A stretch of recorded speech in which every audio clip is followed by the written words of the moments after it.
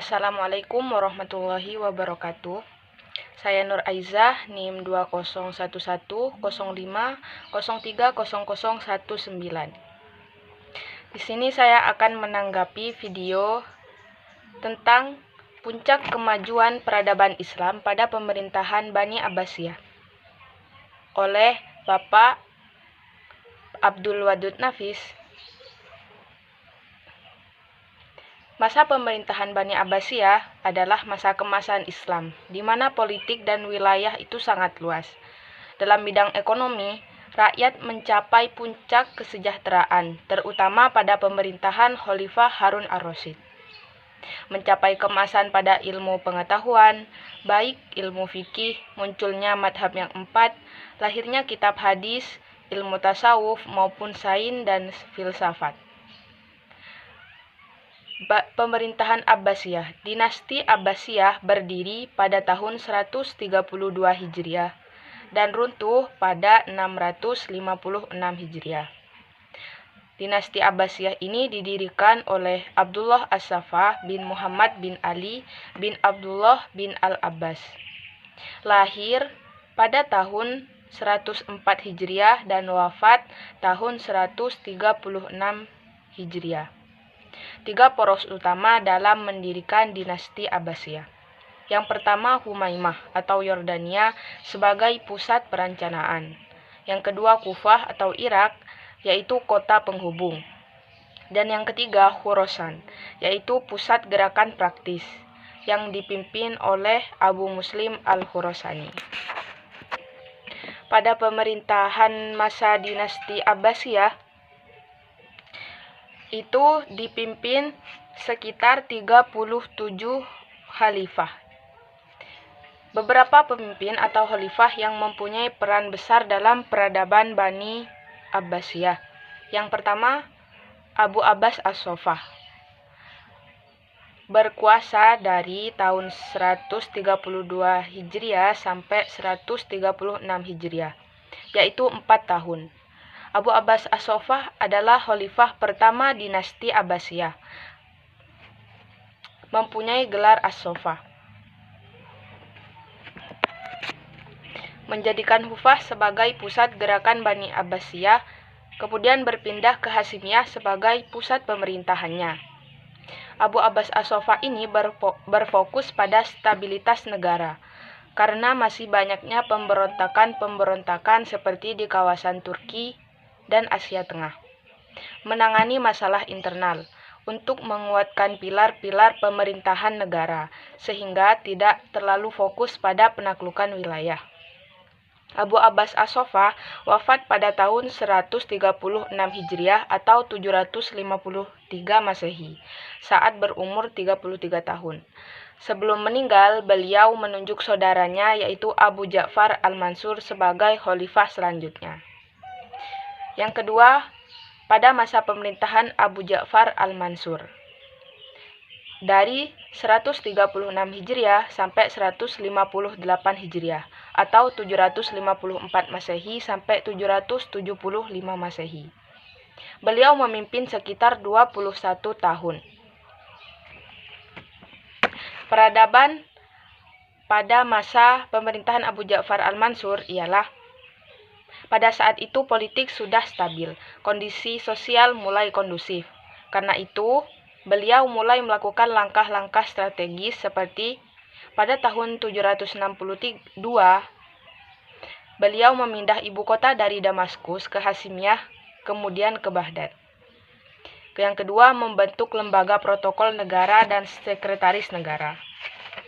Yang ketiga, membentuk kepolisian negara dan membenahi angkatan bersenjata. Yang keempat, mengangkat pejabat di lembaga eksekutif dan yudikatif. Yang kelima, di bidang pemerintahan membentuk tradisi baru dengan mengangkat wazir atau menteri sebagai koordinator departemen.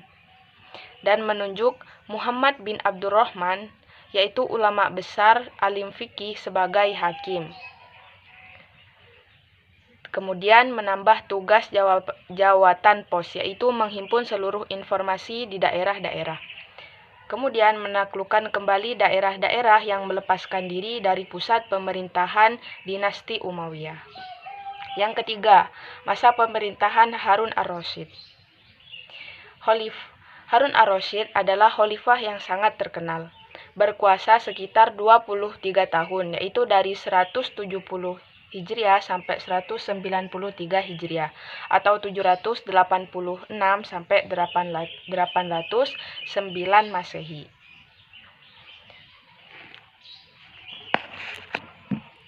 Peran besar dalam peradaban Bani Abbasiyah yang dilakukan oleh Khalifah Harun ar-Rasyid adalah yang pertama adalah belusukan atau menghampiri daerah-daerah atau kampung dan mendengarkan langsung permintaan dari masyarakat. Beliau mengetahui kondisi masyarakatnya secara langsung. Yang kedua, sangat memperhatikan ilmu pengetahuan, ilmuwan dan budayawan, mengkaji ilmu fikih, tauhid, hadis, tafsir, tasawuf, bahkan ilmu aljabar, astronomi, maupun seni budaya, sastra juga berkembang dengan baik. Ekonomi maju, rakyat sejahtera, masyarakat terjaga keamanannya. Beliau sangat memperhatikan sarana prasarana, sangat gencar menerjemahkan buku-buku asing ke dalam bahasa Arab atau Persia, baik ilmu filsafat atau sastra yang melahirkan tokoh-tokoh besar. Kesejahteraan sosial, kesehatan, pendidikan, ilmu pengetahuan, kebudayaan, serta kesusastraan berada pada puncak keemasannya. Pada masa inilah negara Islam menempatkan dirinya sebagai negara terkuat dan tak tertandingi. Yang keempat, Khalifah Abdullah Al-Ma'mun. Beliau berkuasa sekitar 20 tahun, yaitu dari 198 Hijriah sampai 218 Hijriah atau 813 Masehi sampai 833 Masehi. Peranan-peranan besar yang dilakukan oleh Khalifah Al-Ma'mun yaitu mengembangkan pertanian secara pesat, sehingga banyak kafilah-kafilah datang untuk melakukan perdagangan, sehingga kesejahteraan ekonomi masyarakat pada masa itu berjalan dengan baik. Lintas dagang berkembang pesat. Juga sangat peduli, Khalifah Al-Ma'mun juga sangat peduli dengan ilmu pengetahuan, kedokteran, matematika, filsafat. Menerjemahkan buku-buku Plato, Aristoteles, Hunain bin Ishaq, dan menerjemahkan karya ilmiah Yunani kuno ke bahasa Arab. Dan juga wilayah Islam pada masa itu terus bertumbuh. Yang selanjutnya ialah faktor runtuhnya pemerintahan Abbasiyah. Yang pertama, faktor internal. Khalifah pada periode akhir lebih mementingkan urusan pribadi dan melalaikan tugas terhadap negara. Yang kedua, luasnya wilayah kekuasaan Abbasiyah membuat komunikasi pusat ke daerah itu sulit dilakukan. Permusuhan antar kelompok, suku, dan agama. Pada masa itu kondisi politik tidak baik. Dan selanjutnya merajalelanya korupsi di kalangan pejabat. Dan semakin kuatnya pengaruh keturunan Turki yang mengakibatkan kelompok Arab dan Persia menaruh kecemburuan atas posisi mereka.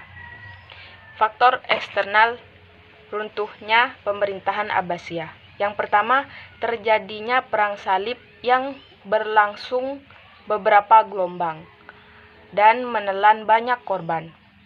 Yang kedua, penyerbuan tentara Mongol yang di bawah pimpinan Hulagu Khan yang menghancurkan Baghdad, sekaligus menandakan berakhirnya pemerintahan Bani Abbasiyah.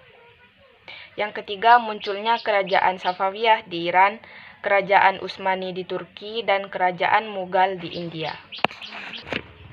Dapat kita ketahui bahwa dari pemimpin yang kuat akan melahirkan ilmu pengetahuan yang pesat. Dengan begitu, kesejahteraan ekonomi juga dapat berjalan dengan baik. Stabilitas politik dan keamanan juga berjalan dengan baik. Sekian tanggapan dari saya. Wassalamualaikum warahmatullahi wabarakatuh.